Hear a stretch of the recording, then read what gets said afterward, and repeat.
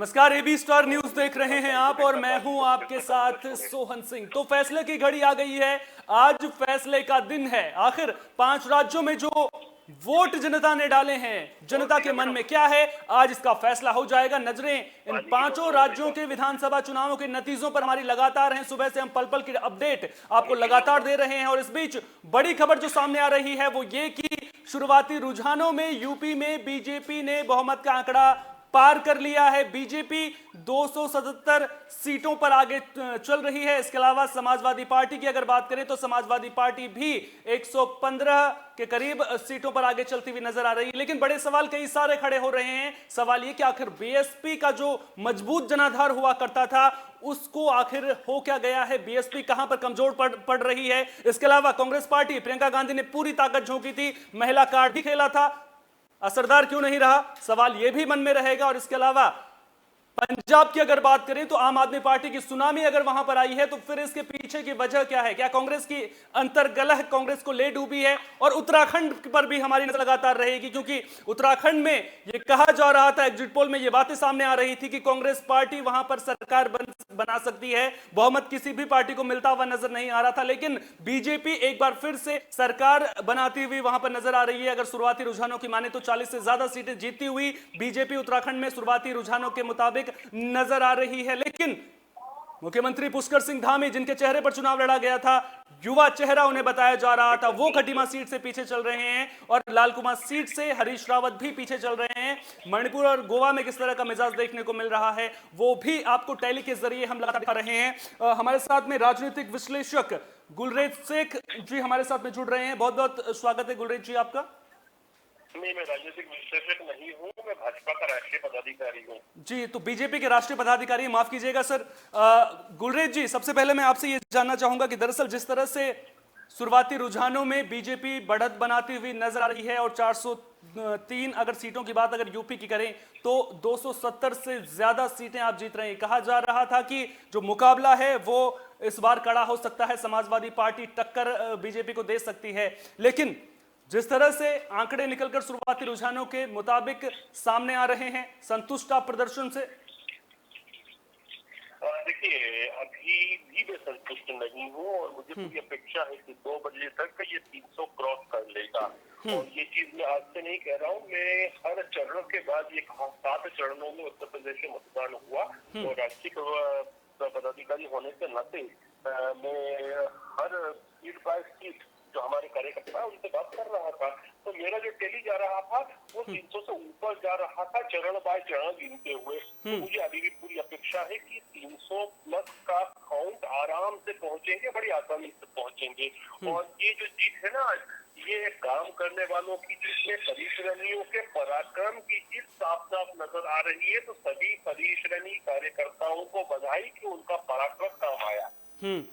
ठीक है, आपसे मैं उत्तराखंड को लेकर के भी सवाल ले लेता हूं। उत्तराखंड में बीजेपी ने माफ कीजिएगा, पुष्कर सिंह धामी के चेहरे पर चुनाव लड़ा है, लेकिन वो पीछे चल रहे हैं। हालांकि शुरुआती रुझानों के मुताबिक वहां पर सरकार बनती हुई आपकी नजर आ रही है। किस तरह से देख रहे हैं आप उत्तराखंड में प्रदर्शन को, संतुष्ट है वहां पर? क्योंकि उत्तराखंड का इतिहास रहा है, परिवर्तन देखने को मिलता है वहां पर।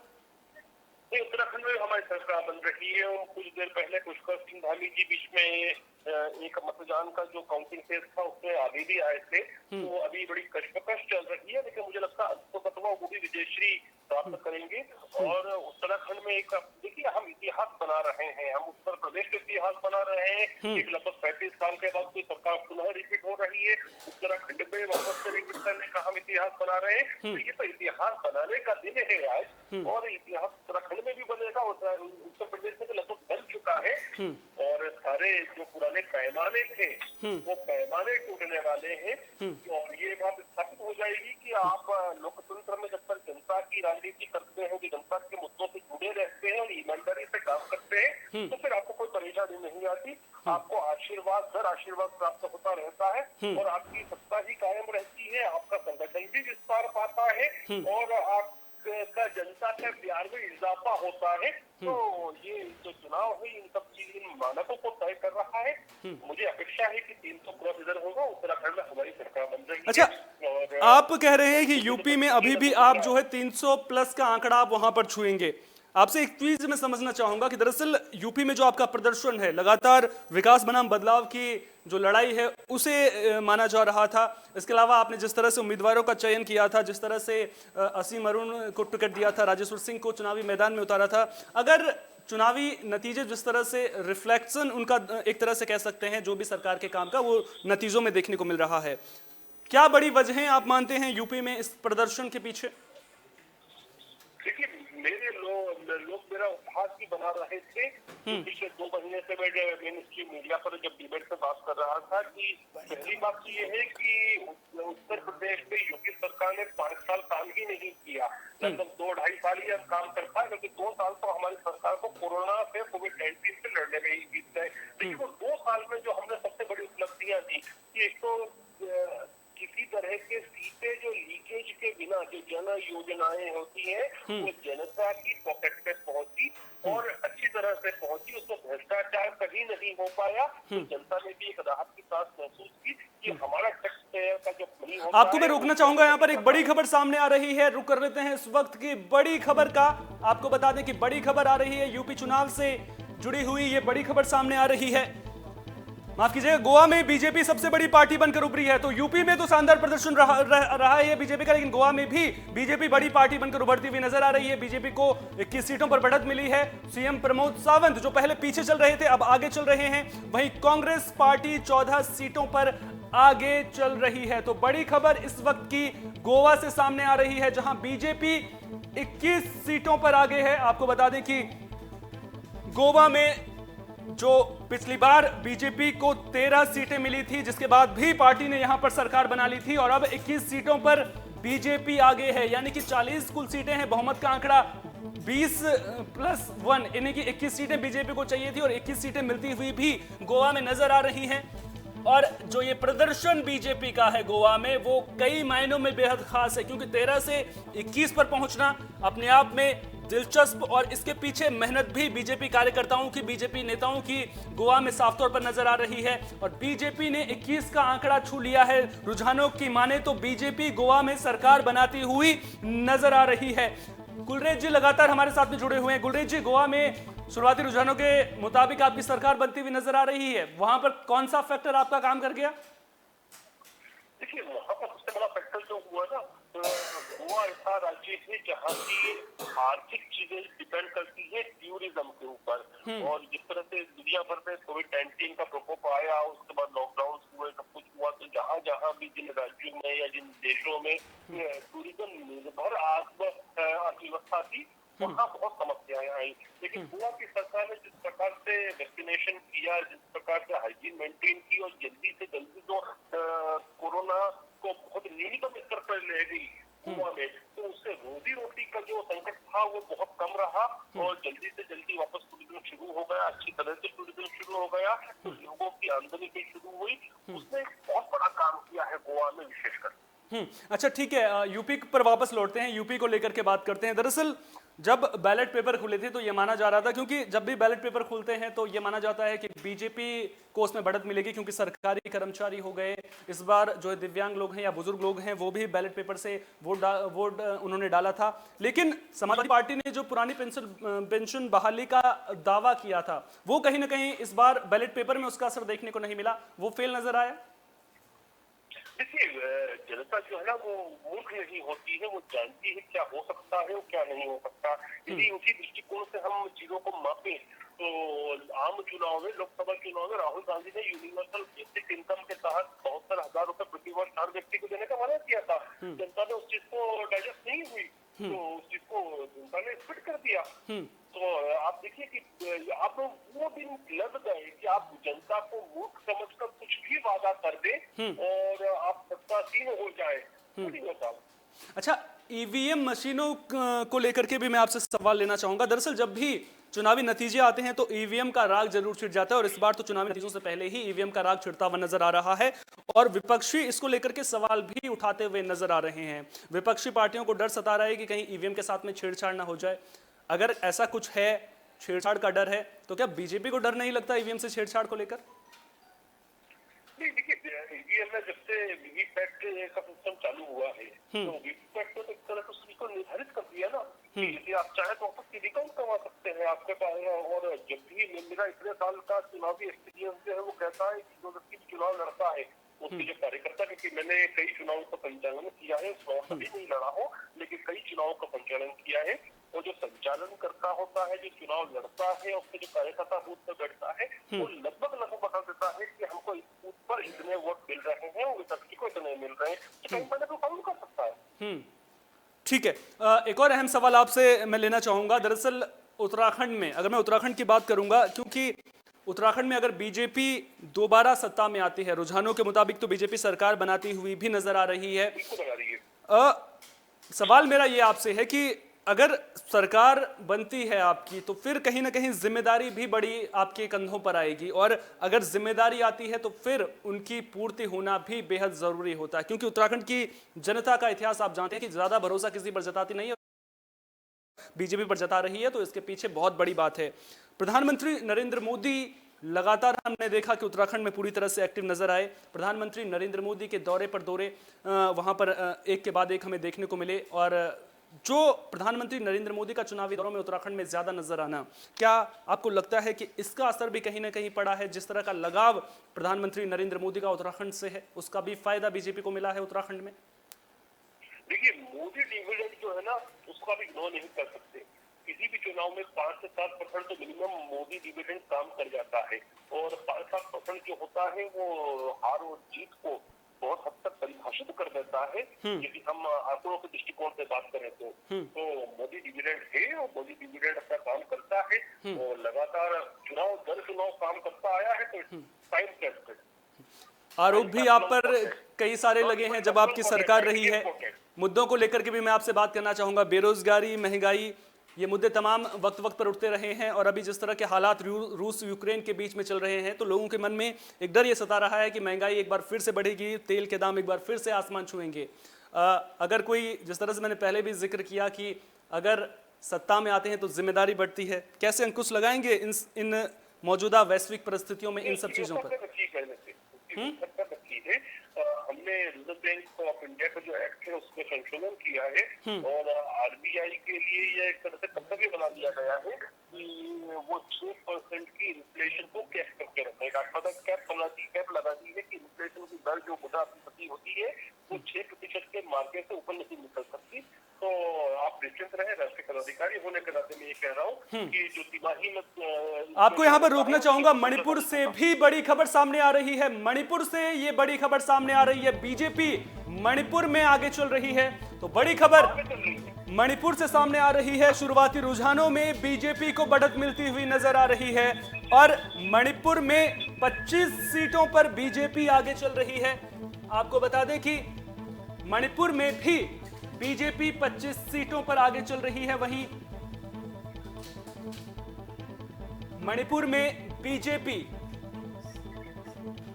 60 में से 25 सीटों पर आगे चल रही है। इसके अलावा अदर्स की बात की जाए, यानी कि अन्य पार्टियों की बात की जाए, तो अन्य पार्टियों का दबदबा भी मणिपुर में देखने को मिल रहा है, और 20 से ज्यादा सीटों पर अन्य पार्टियां आगे चल रही हैं। वहीं कांग्रेस पार्टी भी 8 सीटों पर शुरुआती रुझानों में आगे चलती हुई नजर आ रही है। यानी कि जो नॉर्थ ईस्ट है वहां पर भी अब आप देख सकते हैं कि बीजेपी आगे बढ़ती हुई नजर आ रही है। और अगर पहले देखा जाए तो पहले नॉर्थ ईस्ट में इतना दबदबा बीजेपी का नहीं माना जाता था, लेकिन अब जिस तरह से बीजेपी नॉर्थ ईस्ट में लगातार कदम बढ़ा रही है, हमारे साथ में गुलरेज जी लगातार बने हुए हैं। गुलरेज जी, मणिपुर से भी जो आंकड़े हैं, जो नतीजे हैं, वो आपके पक्ष में आते हुए नजर आ रहे हैं?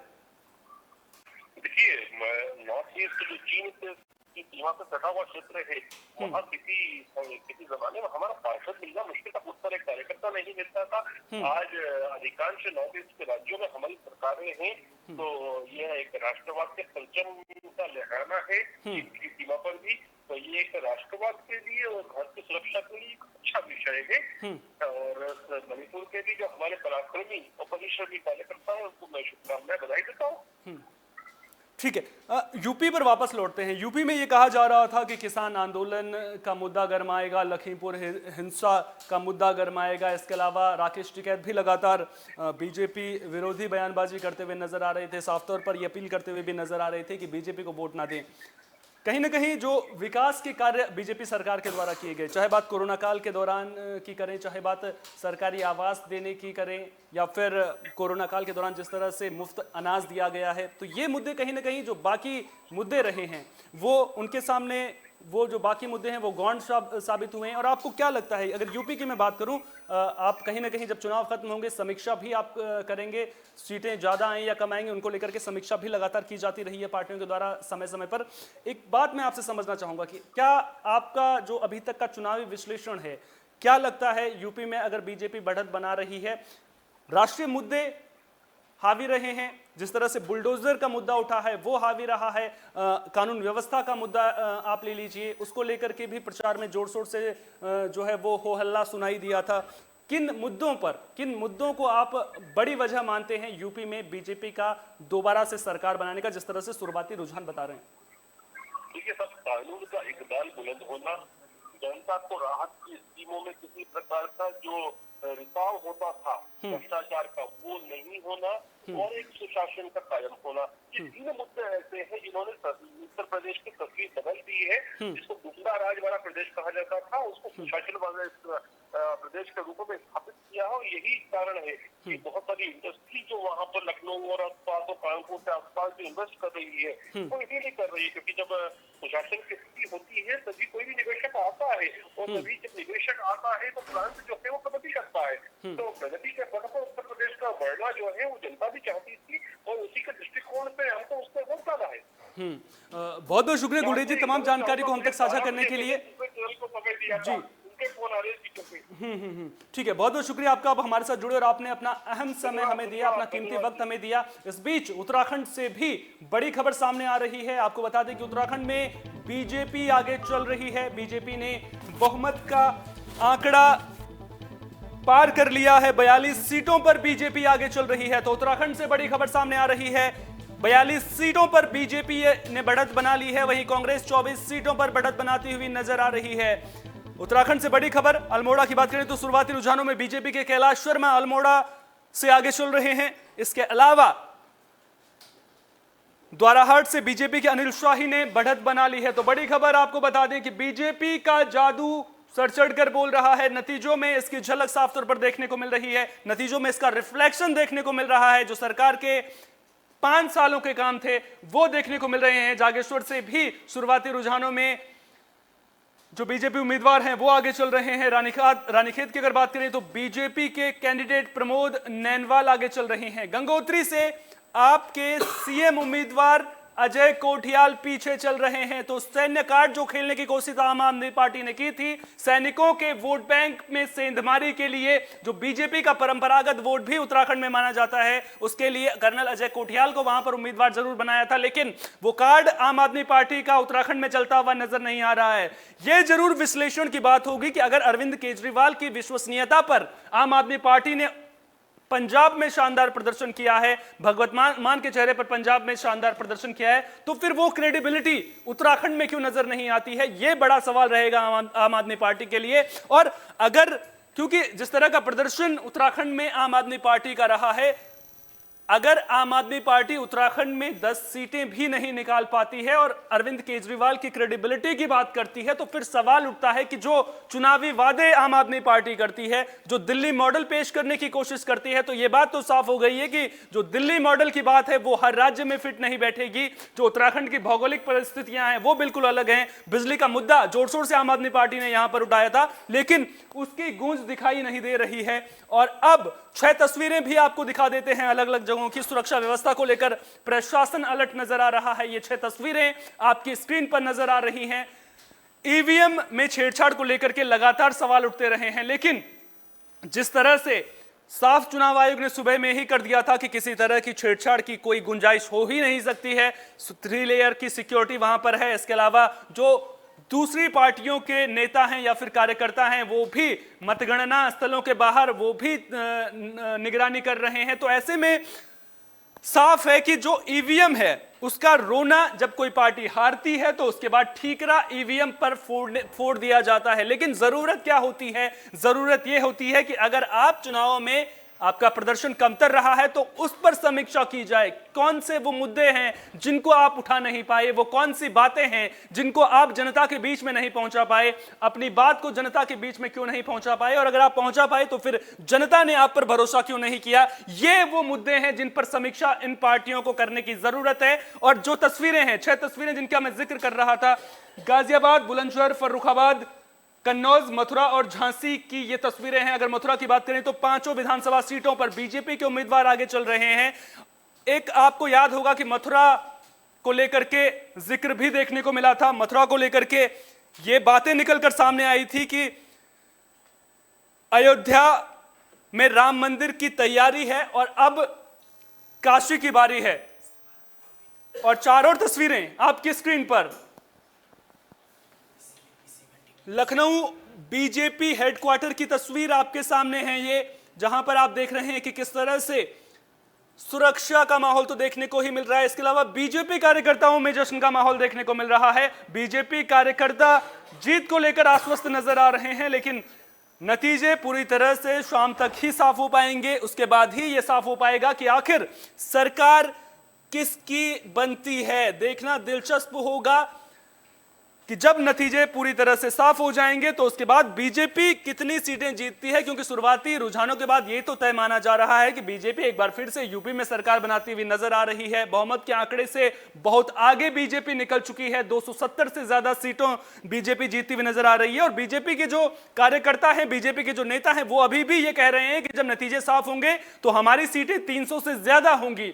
लेकिन क्या बीजेपी 300 के उस मैजिकल नंबर को पार कर पाएगी? हालांकि जो बहुमत का आंकड़ा है उसके लिए 202 सीटें चाहिए होती हैं, लेकिन क्या 300 के आंकड़े को बीजेपी पार कर पाएगी? यह सवाल इसलिए महत्वपूर्ण है क्योंकि यह कहा जा रहा था कि जिस तरह से मुद्दे उठाए गए थे, चाहे बात महंगाई के मुद्दे की हो, चाहे बात बेरोजगारी के मुद्दे की हो, चाहे बात किसानों के मुद्दे की हो, चाहे बात उन्नाव गैंगरेप की हो, चाहे बात मुजफ्फरनगर दंगों की हो, एक बात इसके बाद स्पष्ट हो जाएगी कि 300 से ज्यादा अगर बीजेपी सीटें जीतती है तो जो 2017 में प्रदर्शन था उसके पीछे जनता उस वक्त बदलाव चाहती थी, और जो 5 सालों में बीजेपी ने काम किया है उस बदलाव के बाद जो विकास के काम हुए हैं उस पर जनता भरोसा जताती हुई नजर आएगी। लेकिन देखना दिलचस्प होगा कि बीजेपी आखिर में कितनी सीटें यहां पर जीतती है। तस्वीरें आपकी स्क्रीन पर लगातार हम दिखा रहे हैं। इन तस्वीरों के जरिए आप जश्न का माहौल देख सकते हैं, किस तरह से बीजेपी कार्यकर्ताओं में हर्षोल्लास देखने को मिल रहा है।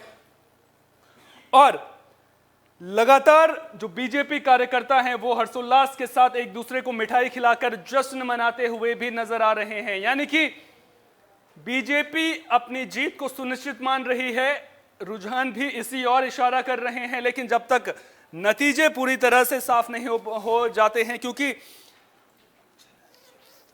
अगर किसी तरह का अब फेरबदल होगा, क्योंकि अब ज्यादा बदलाव की गुंजाइश इन आंकड़ों में नहीं की जा सकती है, क्योंकि अब करीब 4 घंटे से ज्यादा का वक्त मतगणना शुरू हो चुका है। तो अब ऐसे में ज्यादा फेरबदल की उम्मीद तो नहीं की जा सकती है। लेकिन नतीजे कब तक साफ हो पाएंगे इस पर भी हमारी नजरें लगातार बनी रहेंगी।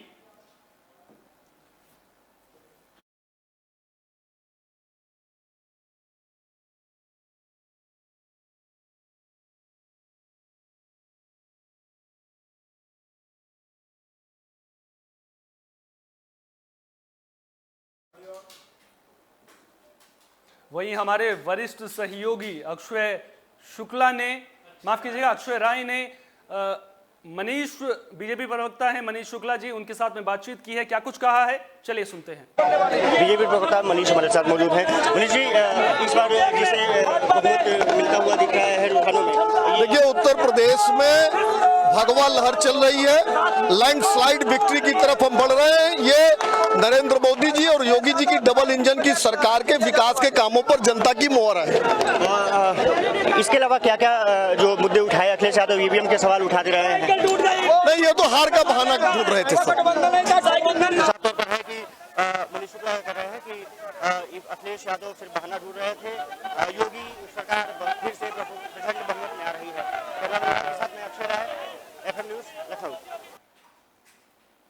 तो फैसले की घड़ी आ गई है और अब नतीजे जब पूरी तरह से साफ हो जाएंगे, यानी कि आखिर किस पार्टी को कितनी सीटें मिलेंगी, उसी का इंतजार है। देखना दिलचस्प होगा कि इस बार बीजेपी अपना 2017 वाला प्रदर्शन दोहरा पाती है या नहीं, और कितनी सीटें बीजेपी यूपी में जीतती है, उत्तराखंड की स्थिति क्या रहती है, बाकी 3 राज्यों में किस तरह का प्रदर्शन जब फाइनल नतीजे सामने आएंगे, उस पर भी हमारी नजर लगातार बनी रहेगी। तो फैसले की घड़ी में लगातार हमारी ये खास पेशकश जारी है। फिलहाल रुकेंगे एक छोटे से ब्रेक के लिए।